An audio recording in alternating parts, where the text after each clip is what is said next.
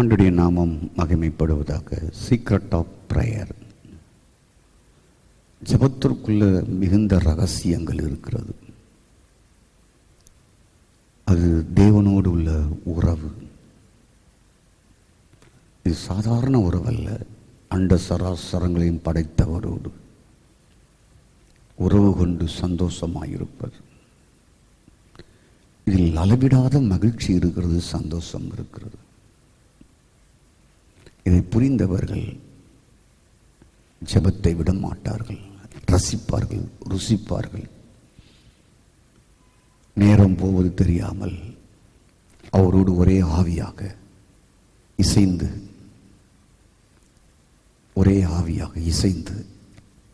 அவரோடு கொஞ்சி மகிழ்வது. அவர் உங்களுக்குள்ளே நடப்பது, நீங்கள் அவருக்குள்ளே நடப்பது. அதில் தான் பேர் இன்பமே இருக்கிறது. அவர் உங்களுக்குள்ளே உலாவி, நீங்கள் அவருக்குள் நடந்து.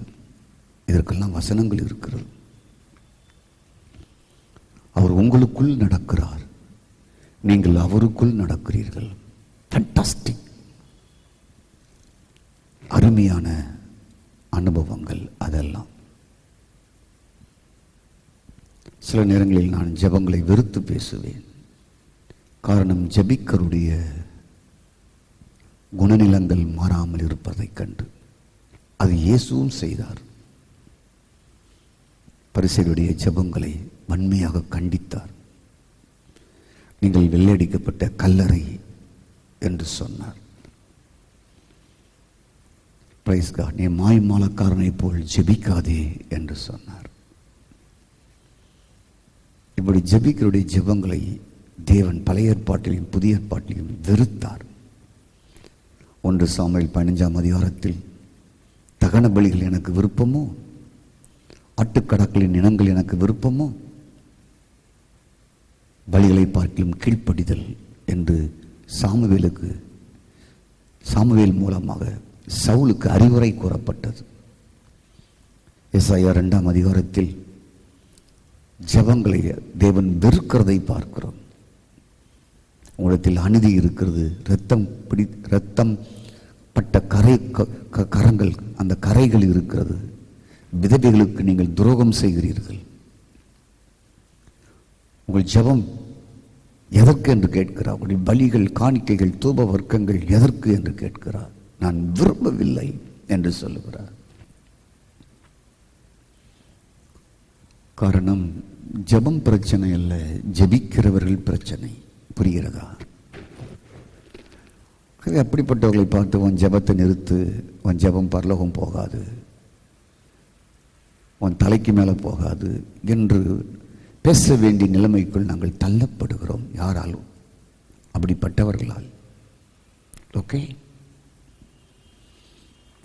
Endeavoring to keep the unit of the spirit in the blood bond of peace. சமாதான கட்டினால் ஆவியின் உரிமையை காத்துக்கொள்வதற்கு ஜாக்கிரதையாக இருக்கிறீர்கள். உங்களுக்காக உண்டான அழைப்பில் நீங்கள் ஒரே நம்பிக்கைக்கு அழைக்கப்பட்டது போல ஒரே சரீரமும் ஒரே ஆவியும் உண்டு. There is one body and one spirit, even as ye are called, one hope of your calling. ஒரே கர்த்தரும், ஒரே விசுவாசம், ஒரு ஞானஸ்நானம் உண்டு. One Lord, one faith, one baptism. எல்லோருக்கும் ஒரு தேவனும் பிதாவும் உண்டு. அவர் எல்லோருமேலும் எல்லோரோடும் உங்கள் எல்லோருக்குள்ளும் இருக்கிறார். One God and father of all, who is above all and through all and in you all. இந்த வசனங்கள் படிக்க நான் ரொம்ப பரவசம் அடைகிறேன். எனக்கு பிடித்த ஒரு வசனம், எல்லோருக்கும் ஒரு தேவன் உண்டு. அவர் பிதா, குமாரன், பரிசுத்த ஆவியானவராக இருக்கிறார். ஸ்தோத்திரம். ஒரே ஆவி, கிறிஸ்துவின் ஆவி, இதனுடைய ஆவி, கர்த்தரின் ஆவி, பரிசுத்த ஆவி, ஒரே ஆவி. One spirit, one baptism, one faith. அவர் எல்லோரும் மேலும் அண்ட் த்ரூ ஆல், எல்லோரோடும் அண்ட் இன் யூ ஆல், எல்லோருக்குள்ளும், உங்கள் எல்லோருக்குள்ளும் இருக்கிறார். அண்ட் இன் யூ ஆல், எல்லோருக்குள்ளும் இருக்கிறார். ரொம்ப பிடித்த வசனம். எல்லோருக்குள்ளும் இருக்கிறார். சொல்றீங்களா? எல்லோருக்குள்ளும் இருக்கிறார். நாட்டு பிரதமருக்குள் இருக்கிறார். கர்த்தருக்கு ஸ்தோத்திரம். உங்களுக்குள் இருக்கிறார். தேசத்தில் இருக்கிற 135 கோடி மக்களுக்குள் இருக்கிறார். நல்லவருக்குள் இருக்கிறார், கெட்டவர்களுக்குள் இருக்கிறார், கடவுளுடைய பிள்ளைகளுக்குள் இருக்கிறார். கான்செப்ட் புரியுதா?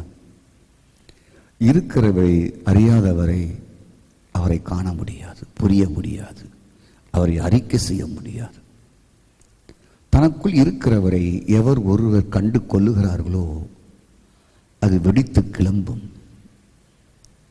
சவுல் என்ற வாலிபன் ரட்சிக்கப்பட்ட பின்பு பவுலாய் மாறி வெடித்து கிளம்பியது போல் வெடித்து சிதறுவார்கள் தேசம் அங்கும் இந்த தேவனை பற்றி சொல்வதற்கு.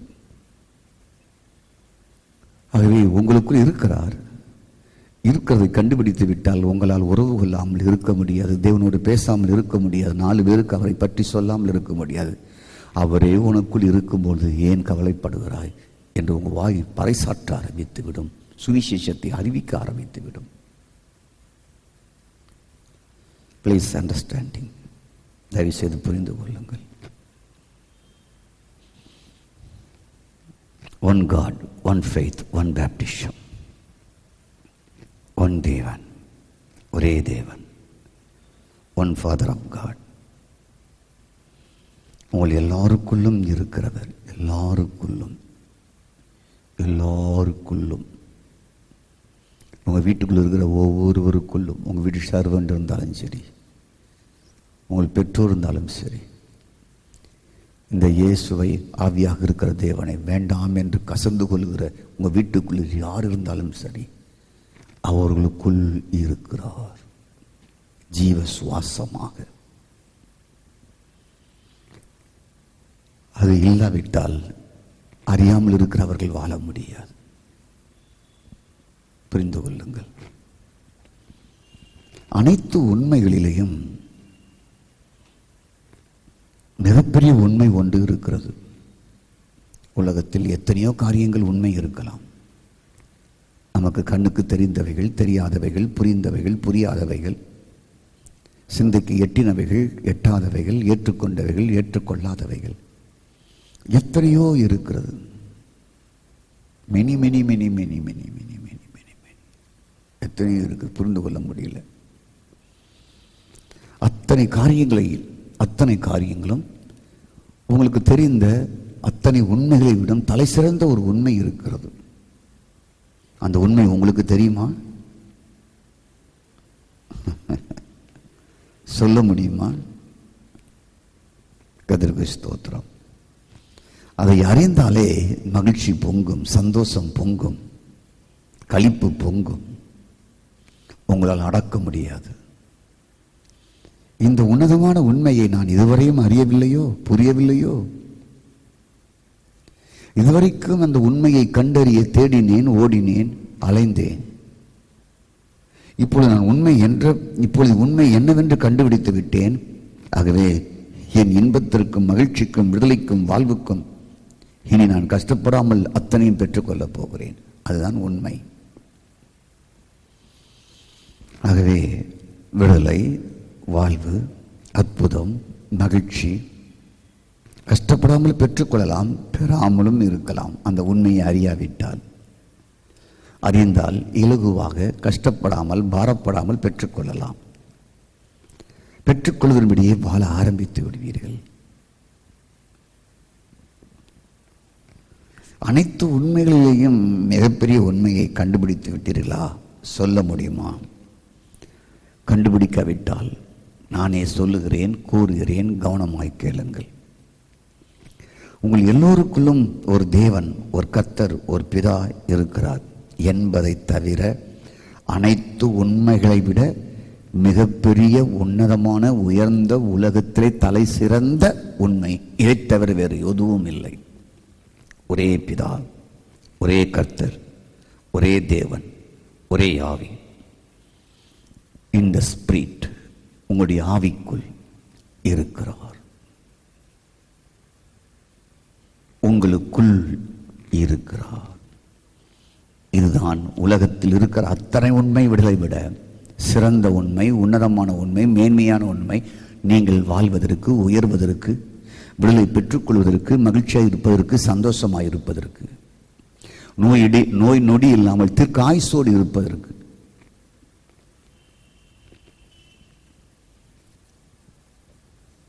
நானும் நீங்களும் சில அறியாத காரியங்களை செய்திருப்போம், தேவனுடைய காரியங்களை.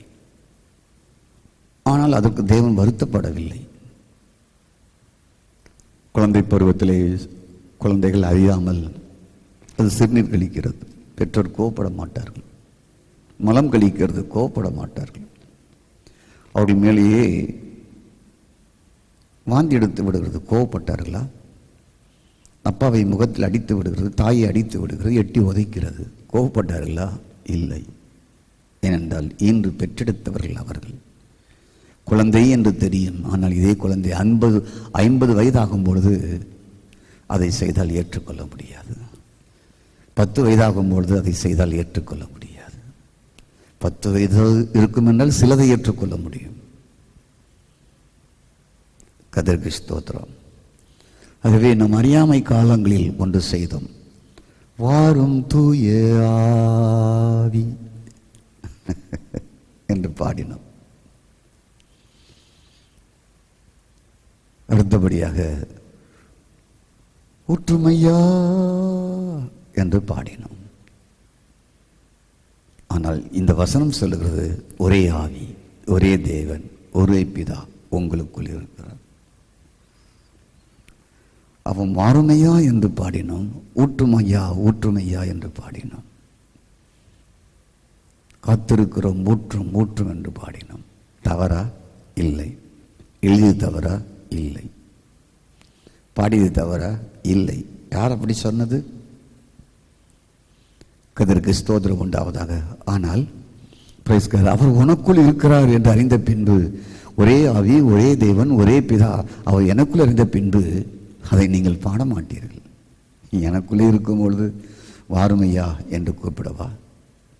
எங்கள் கணவன் எங்கள் வீட்டுக்குள்ளே இருக்கிறார், என் மனைவி வீட்டுக்குள்ளே இருக்கிறார், நான் கதவை திறந்து வாருமையா கணவனே, வாருமம்மா மனைவியே என்று சொன்னால் அது எப்படி என்று சொல்லி நீங்கள் என்ன செய்தால் உங்கள் பாடல்களை மாற்றிக்கொள்கிறீர்கள்.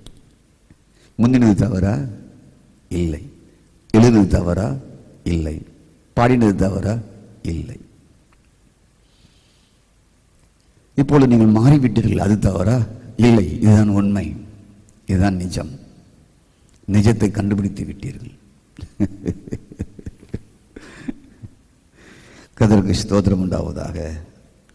ஆகவே கர்த்தருக்கு ஸ்தோத்திரம் உண்டாவதாக. பிரைஸ் காட், ஸ்தோத்திரம்.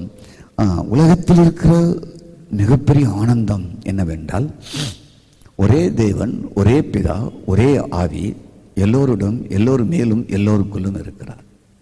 அதுதான் ஆனந்தம். அவரோடு உறவு கொள்வதுதான் சீக்ரெட் ஆஃப் பிரேயர், ஜெபத்தின் ரகசியம். கர்த்தருக்கு ஸ்தோத்திரம் உண்டாவதாக. ஆகவே இதுவரைக்கும் பிரைஸ் காட் உண்டாவதாக, எனக்குள்ளே இருக்கின்றார் என்ன ஆனந்தம் என்று அறிந்த பின்பு இப்படிப்பட்ட பாடல்களை உங்களுக்குள்ளேயே பாடி பாடி பாடி பாடி பாடி உங்களுக்குள்ளேயே அவரை கண்டறிந்து அந்த ஒரே தேவனையும், ஒரே பிதாவையும், ஒரே கர்த்தரையும் உங்களுக்குள்ளே அசை போட்டு அவரை ருசித்து ருசித்து உங்கள் ஆவியும் அவர் ஆவியும் ஒன்றிணைந்து ஒரே ஆவியாக மாறி அதில் இன்பம் காண்பதுதான் சீக்ரெட் ஆஃப் பிரேயர், ஜெபத்தின் ரகசியங்கள். இது உன்னத அனுபவம், உயர்ந்த அனுபவம், அறிந்து கொள்ள வேண்டிய அனுபவம்.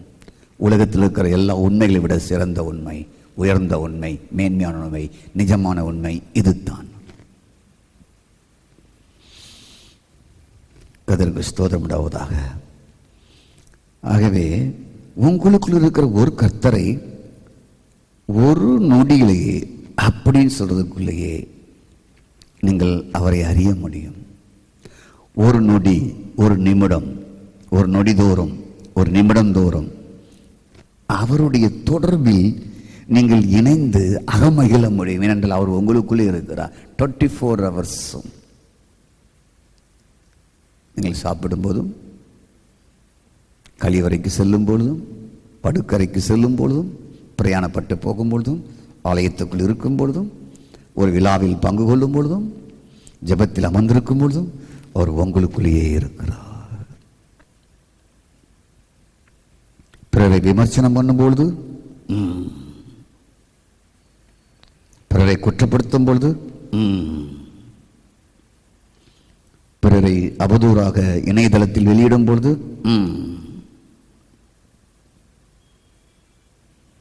அவர் துக்கத்தோடு உள்ளே இருக்கிறார். இதை அறிந்துவிட்டால் விமர்சனம் வராது, குற்றப்படுத்துவது வராது, ஒருவரை தவறாய் புரிந்து கொள்வது வராது. எனக்குள் இருக்கிறவர் தவறாய் புரிவாரா? எனக்குள் இருக்கிறவர் குற்றப்படுத்துவாரா? எனக்குள் இருக்கிறவர் தவறாய் அவர்களை விளம்பரம் செய்வார்களா? முடியாது. ஏனென்றால் அவர் செய்ய மாட்டார். அவர் எனக்குள் இருக்கும்போது நான் எப்படி செய்வேன்? இதுதான் சீக்ரெட் ஆஃப் பிரேயருடைய ரகசியமே.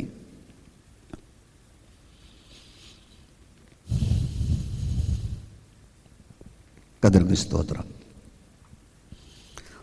அப்போஸ்தலனாகிய பவுல் 1 கொரிந்தியர் 13:1 சொல்லுகிறார். ஒரு அருமையான வசனம், என்னை கவர்ந்த வசனம். கர்த்தருக்கு ஸ்தோத்திரம் உண்டாவதாக. உங்கள் எல்லாரையுமே அது கவரக்கூடிய ஒரு வசனம். 1 கொரிந்தியர் 13:1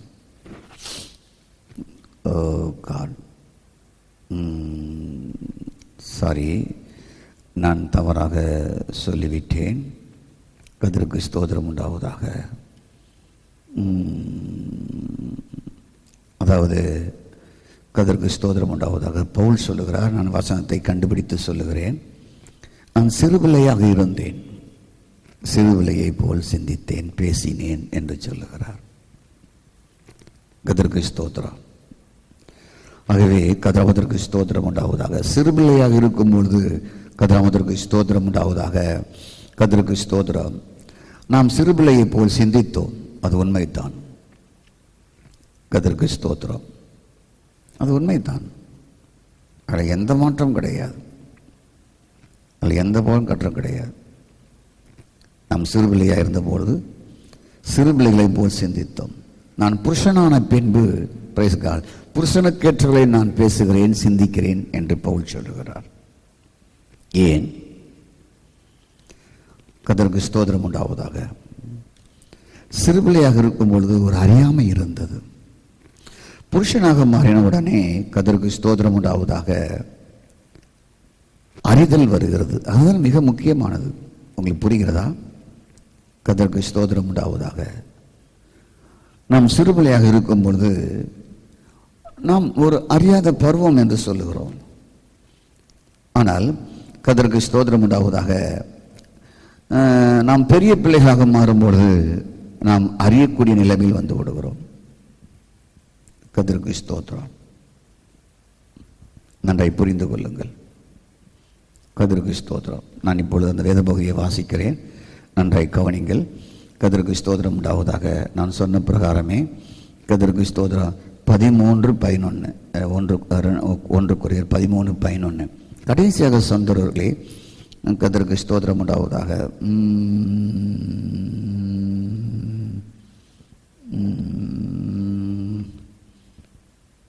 ஓ லார்ட், கர்த்தருக்கு ஸ்தோத்திரம், கர்த்தருக்கு ஸ்தோத்திரம். எஸ் எஸ் எஸ் எஸ் அதை கண்டுபிடிச்சி உங்களுக்கு சொன்னால் எனக்கு பிரயோஜனமாக இருக்கும். 13:11 நான் குழந்தையாக இருந்தபொழுது குழந்தையை போல் பேசினேன், குழந்தையை போல் சிந்தித்தேன், குழந்தையை போல் யோசித்தேன். நான் புருஷனான பொழுது குழந்தைக்கு ஏற்றவைகளை களைந்து விட்டேன். புருஷனாக வளர்ச்சி அடைந்த பின்பு ஸ்தோத்திரம் உண்டாவதாக குழந்தைக்கு ஏற்றவைகளை நான் ஒழித்து விட்டேன். இந்த செய்தியை கேட்கிற நீங்கள் ஒரு பெரிய முதியவராக இருக்கலாம், அல்லது ஒரு 20 வயசுக்கு மேற்பட்டவராக இருக்கலாம், 25 வயது 30 வயதுக்கு மேற்பட்டவர்களாக இருக்கலாம், அல்லது ரிட்டையர் ஆனவர்களாக இருக்கலாம், வயது முதிர்ந்தவர்களாக இருக்கலாம். அந்த முதிர்ந்த வயது வரும்போது குழந்தைக்கேற்றவரை நீங்களே ஒழித்து விடுகிறீர்கள். கர்த்தருக்கு ஸ்தோத்திரம். அப்போ குழந்தையாக இருக்கும்பொழுது குழந்தையை போல் பேசினோம். பெரியவராக மாறும்பொழுது பிரைஸ் காட் ஸ்தோத்திரம் உண்டாவதாக அந்த மாற்றத்தை குழந்தையில் இருந்து ஒரு முதிர்ச்சியை கேட்கிறோம், யோசிக்கிறோம், சிந்திக்கிறோம், விளையாடுகிறோம். அதெல்லாம் வித்தியாசமாய் மாறுகிறது. குழந்தையாக இருக்கும்பொழுது விளையாட்டுகள் வித்தியாசமாக இருக்கிறது, பார்ப்பது வித்தியாசமாக இருக்கிறது, ஃப்ரெண்ட்ஷிப் வித்தியாசமாக இருக்கிறது, பேசும்போது வித்தியாசங்கள் இருக்கிறது. அது சுப்போச்சி விளையாடும், அப்பா அம்மா விளையாட்டு விளையாடும், ஓடி பிடித்து விளையாடும். ஸ்தோத்திரம். மரங்களில் ஏறும், கீழே விழும், அடிபடும், வீட்டுக்கு ஓடி வரும். முதிர்ந்து வயது பின்பு நம்ம அதெல்லாம் விட்டுட்டோம். திருடம் போலீஸ் விளையாட்டெல்லாம் விட்டுட்டோம் இல்லையா? ஓடி பிடிச்சி விளையாடுறதெல்லாம் விட்டுட்டோம். அப்படி தானே? கதற்கு ஸ்லிப்பிங் போடுறதை விட்டுட்டோம், பல்லாங்குழி விளையாடுறதை விட்டுட்டோம், தாயம் விளையாடுறதை விட்டுட்டோம், எல்லாமே விட்டுட்டோம். கர்த்தருக்கு ஸ்தோத்திரம். அப்போ சிறு பிள்ளைகளே என்று கூறும்பொழுது இது சிறு பிள்ளைகளை கூடல, கொரிந்து சபை மக்களுடைய மூப்பர்களையும் பெரியவர்களையும் இது சொல்லுகிறது. கர்த்தருக்கு ஸ்தோத்திரம் உண்டாவதாக. ஆகவே சிறு பிள்ளைகள் என்று சொல்லும்போது சண்டை கிளாஸ் பிள்ளைகளை வேதம் சொல்லவே இல்லை. கர்த்தருக்கு ஸ்தோத்திரம். நீங்கள் யோவான் 1 வாசிக்கும் பொழுது பிள்ளைகளே, வாலிபர்களே, பிதாக்களே என்று சொல்லுவார். இதெல்லாம் முதிர்ந்த தன்மை. பிள்ளை, வாலிபர், முதியவர், முதிர்ந்த தன்மை. சில நேரங்களில் வாலிபர்களே முதியர் போல் இருப்பார்கள், முதியவர்கள் குழந்தையை போல் இருப்பார்கள். சுபாவத்திலே, பேச்சிலே, செயலிலே, வாழ்வதிலே. இப்போ சீக்ரெட் ஆஃப் பிரேயர் அதை பற்றி நான் இதில் ஒரு கருத்தை சொல்லுகிறேன். இந்த சிறுபிள்ளை விஷயத்திலே ஒரு முறை எத்தனையோ குழந்தைகளை பார்ப்பதற்கு சந்தர்ப்பங்கள் கிடைத்திருக்குது. நூற்றுக்கணக்கான பிள்ளைகள், குழந்தைகள், 1 வயது 2 வயது குழந்தைகளை போன உடனே இந்த வீட்டில் இருக்கிற தாத்தா அம்மா கர்த்தரின் மேய்ப்பருக்கு சொல்லு, ஜீவப்பம் சொல்லு என்று சொல்லுவார்கள். அது சொல்லும் இவன் அப்படிங்க. அது ஜீவப்பம் நானே நம்ம புரிஞ்சுக்கணும். அது அந்நிய பாஷை பேசுது.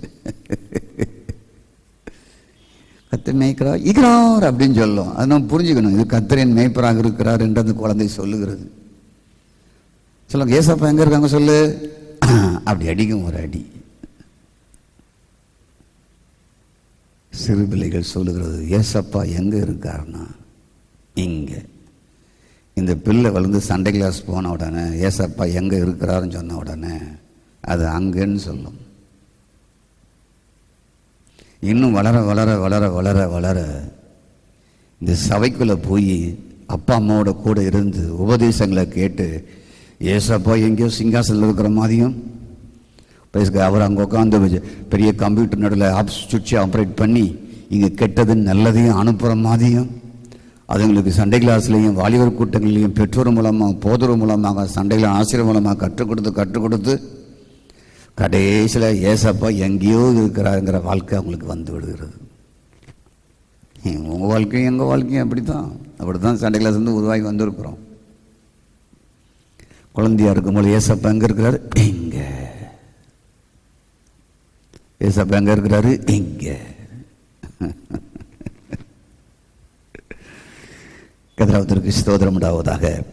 அவன் சிறு பிள்ளைகளுக்கு, குழந்தைகளுக்கு ஏசப்பா எங்க இருக்கிறார் என்று சொல்றால் அது இங்கே இருக்கிறது என்று புரிகிறது. ஆனால் வளர வளர வளர பெரியவர்களுக்கும் மூப்பர்களுக்கும் போதவர்களுக்கும் அப்போஸ்தலர்களுக்கும் தீர்க்கதரிசிகளுக்கும் ஏசப்பா எங்கே இருக்காருன்னா அவர் எங்கேயாவது வரப்போறாரு, ஆயத்தமாகுங்க ஆயத்தமாகுங்க ஆயத்தமாகுன்னு சொல்லி ஒப்பாரி வைத்துக் கொண்டிருக்கிறார்கள். என்ன செய்ய? அதுவும் அறியாமை.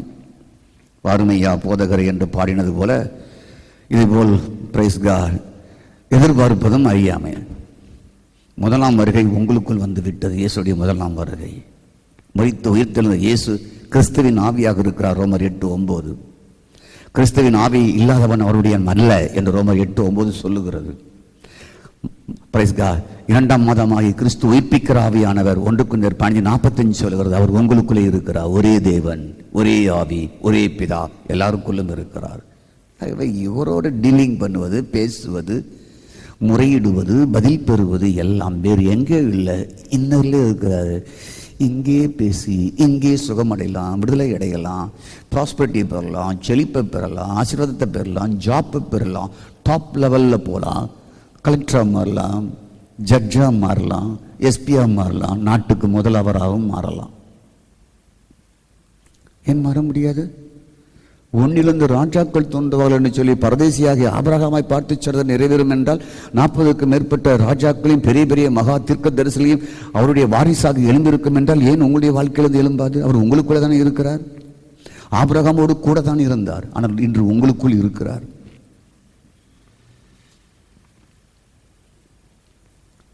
கர்த்தருக்கு ஸ்தோத்திரம். அப்போ குழந்தையா இருக்கும்பொழுது பாஸ்தங்கள் வந்திருக்கிறாங்க, பாஸ்தையா வந்திருக்கிறாங்க, குட்டிமா சொல்லு, குட்டி சொல்லு, ஏசப்பா எங்க இருக்காங்க? இங்க. கர்த்தருக்கு ஸ்தோத்திரம். அப்போ குழந்தை தன் கையை இருதயத்தில் கை வைத்து ஏசப்பா இங்கே இருக்கிறார்.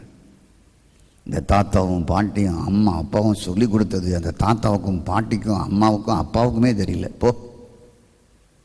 அந்த போதகருக்குமே தெரியல. அதான் பிரச்சனை. நானும் ஒரு முறை அப்படி தான் இருந்தேன். எத்தனையோ நூற்றுக்கணக்கான குழந்தை எனக்கு சொல்லியிருக்கிறது. ஏசப்பா இங்கே தான் இருக்கிறாருங்கிறத இது இந்த பைபிள் வசனங்கள்லாம் இருந்தாலுமே இதை கண்டுபிடிக்க அறிதல் என்பது மிகவும் விசேஷமானது. எழுதும் பைபிள் இருக்குது, வார்த்தை இருக்குது. நம்ம புரிகிற மாதிரி அறிகிற மாதிரி படித்தா தானே, உணர்ந்தா தானே. இப்படி அறிந்த பின்பு தான் நான் அங்கே வைத்திருக்கிற புள்ளிகளையும் கமாக்களையும் புல் ஸ்டாப்புகளையும் சரியாக புரிந்து படிக்க ஆரம்பித்தேன். ஓஹோ, இதுக்குள்ளே இப்படி இருக்கா அப்படி என்று சொல்லி. கர்த்தருக்கு ஸ்தோத்திரம் உண்டாவதாக. இப்போ அதே பெரிய இடத்திலையும் அதே அப்பா அம்மா இடத்திலையும் அதே சண்டைலா ஸ்டிச் இடத்திலையும் அதே போதிடத்திலையும் போய் ஏசப்பா எங்கே இருக்கிறார் என்று கேட்டால் அவர் பிதாவுடைய வலது வருஷத்தில் இருக்கிறார். அவர் வருகைக்காக நாம் ஆயத்தமாக வேண்டும். ஜெபியுங்கள் என்று சொல்வார்கள். வருகைக்காக ஆயத்தமாவது தவறல்ல. எனக்குள் இருக்கிறார் என்று புரிந்து கொள்ளாமல் அதை சொல்வதுதான் பிரச்சனை. அவர் உங்களுக்குள் இருக்கிறார் என்று புரிந்து விட்டாலே ஜெபங்கள் தானாக செய்வீர்கள். வருகைக்கு சொல்லாமலே போவீங்க. அதை பற்றி பிரசங்கம் பண்ண வேண்டிய அவசியமே இல்லை. ஏற்கனவே உங்களுக்குள்ள வந்துட்டார்ல, உங்களோடு இருக்கிறார்ல. இப்போ வருகைக்கு போவது உங்களுக்கு தெரிஞ்சு போச்சு. ஆனால் உங்களுக்குள்ள தான் இருக்கிறாரு. உங்களை விட்டுட்டா போக போறாரு.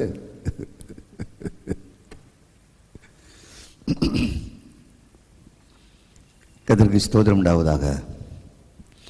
அப்போ குழந்தைக்கு ஏசப்பா எங்கே இருக்கிறார்? உள்ளத்தில் என்று. ஆனால் தாத்தாவுக்கு, பாட்டிக்கு, போதகருக்கு வானத்திலிருந்து தான் அவர் இயங்குகிறார் என்று அவர்கள் ஜெபத்தில் மாறுமையா என்று அழைக்கிறார்கள். இல்லை, உனக்குள்ளே இருக்கிறார், என்ன ஆனந்தம்.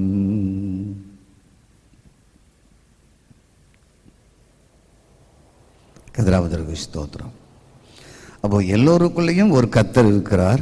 இதுதான் உலகத்தில் சிறந்த உண்மை, ஆச்சரியம். கர்த்தருக்கு ஸ்தோத்திரம் உண்டாவதாக.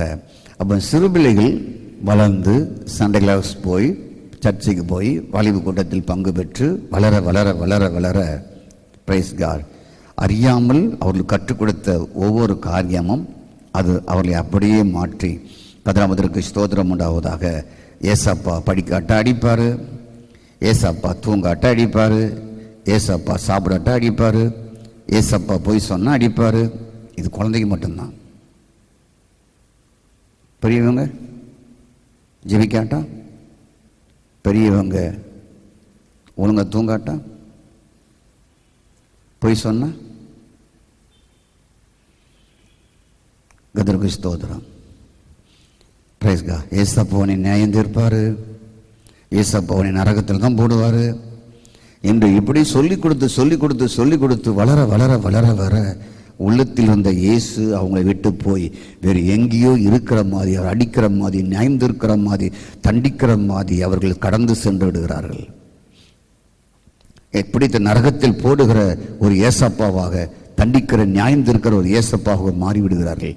காரணம், இவர்களுக்குள் இல்லை என்ற ஒரு நிலை வந்த உடனே அந்த நிலைக்கு ஆதாமுடைய வீழ்ச்சி அங்கே கொண்டு போய் விடுகிறது. ஜெபத்துடைய ரகசியம், சீக்ரெட் ஆஃப் பிரேயர்.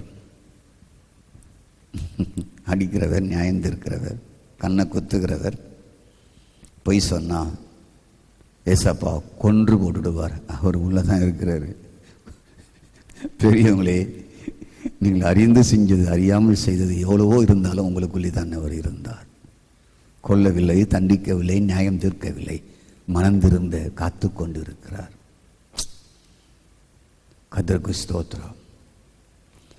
அப்ப பிள்ளைகள் பிரச்சனை இல்லை, குழந்தை பிரச்சனை இல்லை, அதுக்கு தெரிஞ்சு போச்சு இங்கே தான் இருக்கிறாரு அப்படின்னு சொல்லி கொடுத்து அப்போ கர்த்தருக்கு ஸ்தோத்திரம் உண்டாவதாக. இந்த அப்பாவும் அம்மாவும், சண்டே கிளாஸ் டீச்சர்ஸும், பெற்றோர்களும், போதர்களும் தேவனை பார்க்கிற விதங்கள் வேற. அதுதான் பிரச்சனை. ஒரே கர்த்தர், ஒரே பிதா, ஒரே ஆவி, one father, one God, one spirit in me, எனக்குள்ளே. அவர் எல்லோருக்கூடும் இருக்கிறார். இன் ஆல், எல்லோருக்குள்ளேயும் இருக்கிறார். ஸ்தோத்திரம் உண்டாவதாக. அந்த கர்த்தராகிய இயேசு கிறிஸ்து ஒவ்வொருக்குள்ளும், பிரைஸ் காட், ஸ்தோத்திரம் உண்டாவதாக, உங்களுக்குள் இருக்கிறார் என்ற அறிதல் வரும்பொழுது உங்களுடைய ஜெபங்கள், அந்த உறவுகள், அந்த வாழ்க்கை மாற்றங்கள் எல்லாமே தானாகவே மாறுகிறது. கர்த்தருக்கு ஸ்தோத்திரம். ஆகவே ஒவ்வொருக்குள்ளேயும் இருக்கிறார் என்ற இந்த அதிசயமான மகா பெரிய உண்மையை ஒவ்வொருக்குள்ளேயும் போதகரும் எல்லாரும் போதித்து உருவாக்குவார்கள் என்றால் அந்த குழந்தைகள் வாலிப பருவத்தில் திசை கெட்டு போக மாட்டார்கள், உலக இன்பத்தில் சிக்கொண்டு கொள்ள மாட்டார்கள். ஸ்தோத்திரம். அவங்களுக்குள் எல்லாமே புரிந்துவிடும். எனக்குள்ளே தெய்வம் இருக்கிற, நன்றாக படிப்பார்கள், அறிவாளியாக மாறுவார்கள், ஞானியாக மாறுவார்கள், கண்டுபிடிப்பாக மாறுவார்கள், ஆட்சியாளர்களாக மாறுவார்கள். ஏனென்றால் சிறுபருவத்திலிருந்து தெய்வம் எனக்குள் இருக்கிறார் என்ற அந்த காரியங்கள் அவர்களை உள்ளேயே உருவாக்கி ஆற்றல் மிக்கவராக மாறிவிடுவார்கள். தெய்வத்தை போல அவர்கள் மாறுவார்கள். தெய்வத்தை போல சிருஷ்டிக்கிறவர்களாக மாறுவார்கள், உண்டாக்குறவர்களாக மாறுவார்கள், கண்டுபிடிப்பாளர்களாக மாறுவார்கள். அதற்கு ஸ்தோத்திரம் உண்டாவதாக. ஆகவே அவனே லாஸ்ட்ல புரிஞ்சுக்குவான். Price God. சாத்தான் தான் இவ்வளோத்திற்கும் காரணம். ஆதாமுக்குள் அவர் போயிருப்பார், ஜீவக்கனியை புசித்து அவருக்குள் போயிருப்பார் என்றால் இந்த உலகமே எல்லாம் ஜீவனாக இருக்கும், வாழ்வாக இருக்கும் என்று அவனை அறிந்து கொள்ளுவான். கர்த்தருக்கு ஸ்தோத்திரம் உண்டாவதாக. அப்போ சிறு கருவு போல் ஒவ்வொருவருக்குள்ளேயும் கிறிஸ்து இருக்கிறார் என்பதை உருவாக்கிவிட்டால் ஸ்தோத்திரம் உண்டாவதாக, ஜென்மத்திலையும் கிறிஸ்துவை விட்டு விலகி போகாது கிறிஸ்துவ சமுதாயம். எத்தனை நூதன உபதேசத்தை கண்டாலும் பயப்பட மாட்டாங்க. கடவுள் கொரோனாவை அனுப்புனான்னு சொன்னாலும் இழுத்து அந்த செய்தியை மூடிட்டு பேசாமல் இருப்பாங்க. அவர் எனக்குள்ள இருக்கிறாரு, கொரோனாவை அனுப்புனாராம். ஸ்தோத்திரம்.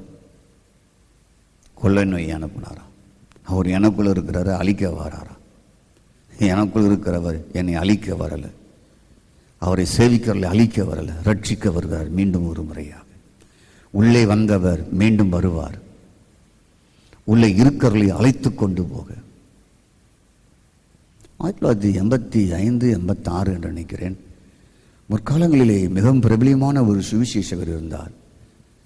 நாகர்கோவில் தான்.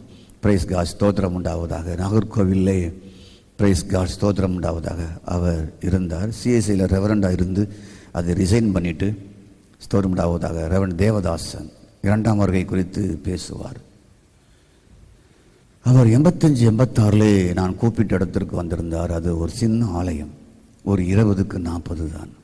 3 நாள் கன்வென்ஷன் வைத்திருந்தோம். மொத்தமே அது ஒரு 1000 ரூபா தான் செலவு. மைக் செட்டு, பந்தல் போட. ஐயாவுக்கு 100 ரூபா தான் காணிக்க கொடுத்தேன் அன்னைக்கு. 100 வால் போஸ்ட் 50 ரூபா தான். பிரைஸ் காட், ஸ்தோத்திரம். நான் பல முறை யோசிப்பேன், அந்த பரிசுத்தவனுக்கு 100 ரூபா கொடுத்துட்டேனே. அவர் 100 வயசுக்கு மேல் இந்த இந்தியாவிலே வாழ்ந்தார். 110 வயசு வரைக்கும் வாழ்ந்தார். கர்த்தருக்கு ஸ்தோத்திரம். அவர் வருகையை பற்றி பேசும்போது அன்னைக்கு ஒரு வார்த்தையை சொன்னார், அது இன்னும் மறக்கவில்லை. இன்று தான் அதனுடைய ரகசியமே புரிந்தது. கிறிஸ்துவுக்குள் ஞானஸ்தானம் பெற்றவர்கள் அத்தனை பேரும் அவருடைய வருகையிலே போவார்கள் என்று சொன்னார். அதை அழுத்தி சொன்னார், கிறிஸ்துவுக்குள் என்று சொல்லி. எனக்கு அன்று அது புதிதாக இருந்தது அந்த வார்த்தை, கிறிஸ்துவுக்குள், கிறிஸ்துவுக்குள், கிறிஸ்துவுக்குள், கிறிஸ்துவுக்குள் என்று சொல்லி. உள் என்றால் அவருக்குள்ள தானே, அவருக்குள்ள தானே. எல்லாருக்குள்ளும் என்றால் உங்களுக்குள்ள தானே. கிறிஸ்துவுக்குள் என்றால் அவருக்குள்ள தானே. அப்போ அவருக்குள் எப்படி பேப்டிசம் எடுப்பது? சிந்தனை அன்று வந்தது. அதை 35 ஆண்டுகள் போன பின்பு தான் கண்டுபிடிக்க, அந்த வசனத்தை யோசித்து யோசித்து அதற்கு விளக்கம் இப்பொழுதுதான் எனக்கு கிடைத்திருக்கிறது. அன்று கேட்ட செய்தியை நான் மறக்கவில்லை. கர்த்தருக்கு ஸ்தோத்திரம். நீங்கள் கிறிஸ்துவுக்குள் இருக்க வேண்டும், அவர் உங்களுக்குள் இருக்க வேண்டும். Praise God. இயேசு கிறிஸ்து ஒவ்வொருக்குள்ளும் உருவாகுவதை, கருவாக உருவாகுவதை நாம் வீட்டுக்குள்ளே ஒவ்வொருக்குள்ளையும் உண்டாக்க வேண்டும். கணவனுக்குள், மனைவிக்குள், பிள்ளைகளுக்குள், பேர பிள்ளைகளுக்குள். அங்கதாங்க வாழ்க்கை ருசியா இருக்கு. அங்கதாங்க பொய்யும் புரட்டும் இருக்காது. அங்குதாங்க ரியல் லவ் இருக்கு. அங்குதாங்க ரியல் பிரைஸ் காட் ஃபெய்த் இருக்கு. அங்குதாங்க ரியல் ப்ரேயர் இருக்கு. அங்குதாங்க தேவனோட இணைப்பு இருக்கு. அங்குதாங்க சீக்ரெட் ஆஃப் ப்ரேயர் இருக்கு. புரிகிறதா? நம்ம இதுக்கு சாத்தானை பிள்ளைகளுக்கு அடையாளம் காட்டணும். சத்தம் முடிச்சு போயிடுவான், கள்ள சத்தம் வரான், கொம்பு வச்சுக்கிட்டு போகிறான், கருப்பாக போகிறான், அங்கி போட்டுட்டு போகிறான். இதை யாரும் உங்களுக்கு போதிக்க சொன்னது? கர்த்தருக்கு ஸ்தோத்திரம் உண்டாவதாக. சாத்தான் அப்படி வரான், ஆண்டவர் நியாயந்திருக்க வராரு. நியாயந்திருக்க வரும்போது உன்னை கைவிட்டுட்டு போயிடுவாரு. நல்லா கவனிங்க. ஏதேன் தோட்டத்தில் தவறு செய்த ஆதாமே கைவிடவில்லையே. கர்த்தருக்கு ஸ்தோத்திரம். ஆபிரகாம் 1 2 தவறு செய்தார். எத்தனையோ தவறு செய்தாரே. தாவீது மிகப்பெரிய தவறு செய்தாரே. கெட்ட குமாரன் மிகப்பெரிய தவறு செய்தாரே. பன்றி மேய்த்து அழுக்கோடு நாட்டத்தோடு வரும்போது தகப்பன் கெட்டிப்பிடித்து முத்தம் கொடுத்தாரே. முத்தம் கொடுத்து விட்டு என் மகன் இனி விதமாக இருக்கக்கூடாது என்று சொல்லி, என் மகன் என்றால் ஒரு அந்தஸ்து. அவனுக்கு ஆடையை மாற்றி வஸ்திரங்களை உடுத்தி, ஸ்தோத்திர பாதரட்சியை போட்டு, விரலணியை போட்டு அவரை கௌரவப்படுத்தினாரே. அந்த தேவனை அப்படியாகவே சொல்லிக் கொடுங்கள். கர்த்தருக்கு ஸ்தோத்திரம் உண்டாவதாக. ஆகவே கர்த்தருக்கு ஸ்தோத்திரம். தேவன் கிறிஸ்து இயேசு உங்களுக்குள் இருக்கிறார். கர்த்தருக்கு ஸ்தோத்திரம். உங்களுக்குள் இருக்கிறார். ஒவ்வொருக்குள்ளையும் அவரை உருவாக்குங்கள். தானாகவே ஜெபி என்று சொல்ல வேண்டிய அவசியம் இல்லை. காலையிலே எலும்பு என்று சொல்ல வேண்டிய அவசியம் இல்லை. இவ்வளவு நேரம் தூங்குகிறாய் என்று சொல்ல வேண்டிய அவசியம் இல்லை. குளிக்க போ என்று சொல்ல வேண்டிய அவசியம் இல்லை. தெய்வத்தை தேடு என்று சொல்ல வேண்டிய அவசியம் இல்லை. வேதாகமத்தை வாசி என்று சொல்ல வேண்டிய அவசியம் இல்லை. எல்லாம் சிம்பிளா அவங்க வாழ்க்கையில தானாவே நடக்கும். ரிச் மேனா அவங்க மாறுவாங்க. ரிச் லைஃபாக இருக்கும். கர்த்தருக்கு ஸ்தோத்திரம். சபை மக்களுக்கு பெரிய கவலை. எனக்கு என்னை பொறுத்த வரைக்கும் ஒரு பெரிய கவலை, கிறிஸ்து அவர்களுக்குள் உருவாகாமல் போய்விட்டார். அதான் எனக்கெல்லாம் பெரிய கவலை. அது உருவாகமே அந்தி கிறிஸ்து எப்படி இருப்பான்? அவன் எந்த ஊசியை போடுவான்? 666 எப்படி உள்ள வைப்பான்? அவன் யாரெல்லாம் எப்படி கொல்லுவான்? யார் அந்தி கிறிஸ்து? எந்த காலத்திலிருந்து வருகிறான்? நான் 40 வருஷமா கேட்டு கேட்டு புளிச்சு போச்சுங்க. 1980 நான் அதை கேட்டுக்கிட்டு இருக்கிறேங்க. 42 வருஷமா நானும் போய்த்து புளிச்சு போச்சு. வருகையை பற்றி ஒரு 10 புஸ்தகம் வச்சிருக்கிறேன். தேர்ட் வேர்ல்டு வார குறித்து ஒரு 2 புஸ்தகம் வச்சிருக்கிறேன். ஸ்தோத்திரம் உண்டாவதாக. சீக்ரெட் கம்மியங்கள் குறித்து புக்கு வச்சிருக்கிறேன். ஸ்தோத்திரம். இதெல்லாம் ஆய்வு செய்து பல முறை நான் பேசிட்டேன். கர்த்தருக்கு ஸ்தோத்திரம். அந்த கிறிஸ்துவனை தனி டாபிக் வச்சிருந்தேன். கம்ப்யூட்டர் என்ற வார்த்தைக்கு பிரைஸ் காட் ஆங்கில எழுத்து போட்டு கூட்டி பார்த்தால் 666 வரும். இது எனக்கு 1984 எனக்கு தெரியும். ஸ்தோத்திரம். சி என்றால் என்ன? அந்த எண்ணெய் போட்டு கூட்டி பதில் ப்ளஸ் ப்ளஸ்ன்னு போட்டு கூட்டி பதில் 666 வரும். ஆங்கில வரிசை எண்களை போட்டு கூட்டினால் அந்த செய்தியெல்லாம் இன்னும் வைத்திருக்கிறேன். உலக யுத்தம் எப்போ வரப்போகுது? 3ஆம் உலக யுத்தம். அந்தி கிறிஸ்து எப்படி வருவான்? கொம்பு வச்சு வருவானா? தாடி வச்சு வருவானா? யூதரில் பிறப்பானா? எங்கே பிறப்பான்? ஸ்தோத்திரமுண்டாவதாக. எப்பொழுது ஆட்சி செய்வான்? இதுவே பேசி பேசி பெரியாளா போனவங்க நிறைய பேர் இருக்கிறாங்க. கர்த்தருக்கு ஸ்தோத்திரம் உண்டாவதாக. நன்றாய் கவனிங்கள். அதை பேச வேண்டாம் என்று என் சொல்லல்ல. இவரை அவருக்குள் கருவாய் உருவாக்கு. அவன் தானாய் ஜோமுனுவான், தேசத்திலே தலைமை வகிப்பான். தானியலுக்குள் பரிசுத்த தேவனுடைய ஆவி இருந்தது. 5:12. தானியலுக்குள் பரிசுத்த தேவனுடைய ஆவி இருந்தது. தானியேல் 5:12. அவனுக்குள் இருந்தது. நாட்டிலே பிரதான தலைவனாக இருந்தான்.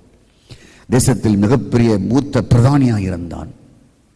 அந்த நாட்டில் சாதிக்க முடியாதவர்கள் எல்லாம் இவனுக்கு கீழ், சாதிக்க முடியாமல் போய்விட்டார்கள். ஞானவான்கள் எல்லாம் அவனுக்கு கீழ் இருந்தார்கள். ஏன்? அவனுக்குள் பரிசுத்த தேவனுடைய ஆவி இருந்தது. கர்த்தருக்கு ஸ்தோத்திரம்.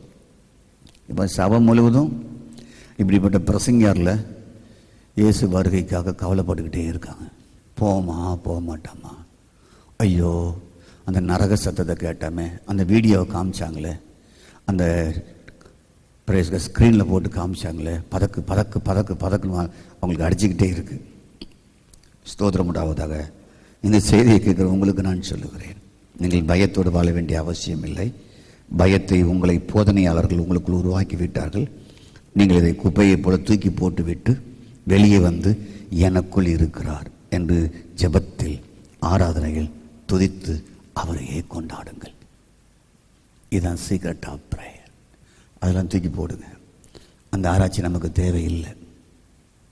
ஸ்தோத்திரம். ஏன்? அது அவசியம் இல்லை.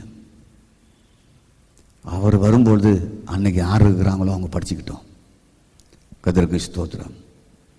அப்போ அதை பற்றி தெரிஞ்சுக்கொள்ள வேண்டுமா? தெரிஞ்சுக்கலாம். ஆனால் அது நமக்கு கிளுகிழுப்பு உண்டாக்கக்கூடாது. அதை விட இது முக்கியம்.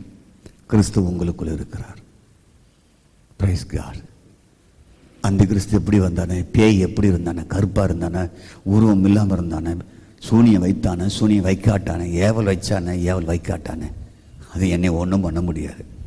அவன் இருக்கிறானுங்கிறது எனக்கு நம்பிக்கை இல்லை. அவனால் ஒன்றும் பண்ண முடியாது. ஏனென்றால் அவர் உனக்குள் இருக்கிறார் என்ற நம்பிக்கை மிகப்பெரியது. அவர் உங்களுக்குள்ளார் என்று இருக்கிறது அறிந்த பின்பு உங்களுடைய சீக்ரெட் ஆஃப் பிரேயர், ஜெபத்தின் ரகசியம் தானாகவே உங்களுக்குள் பொங்கி வழியும். ஆகவே சாத்தானை பற்றியோ பிரச்சனையை பற்றியோ அந்திகிறிஸ்தை பற்றியோ உங்களுக்கு நினைவில்லாமலேயே போய்விடும்.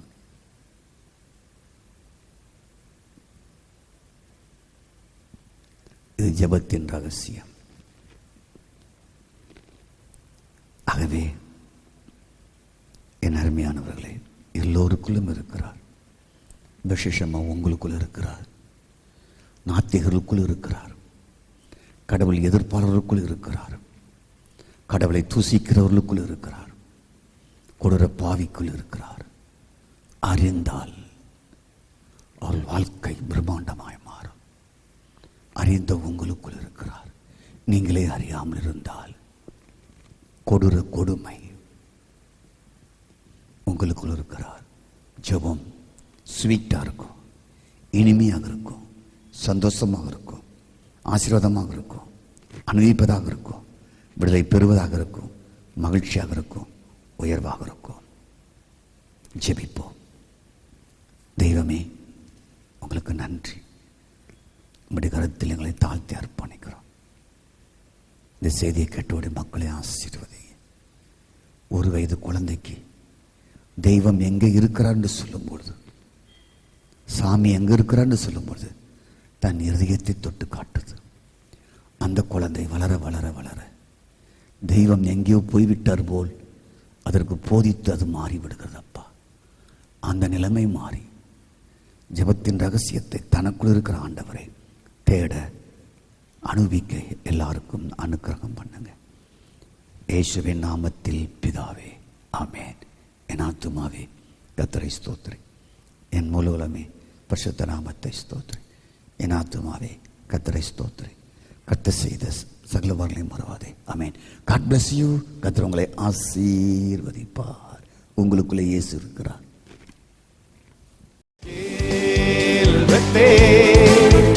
இது வானத்தின் வாசல், என் இயேசையா ஆசீர்வாதத்தின் வாசல். ஏல்பத்தே இது வானத்தின் வாசல், என் இயேசையா ஆசீர்வாதத்தின் வாசல். தலை காய்க்கும் கல் நீரையா, மூளை கல் நீரையா,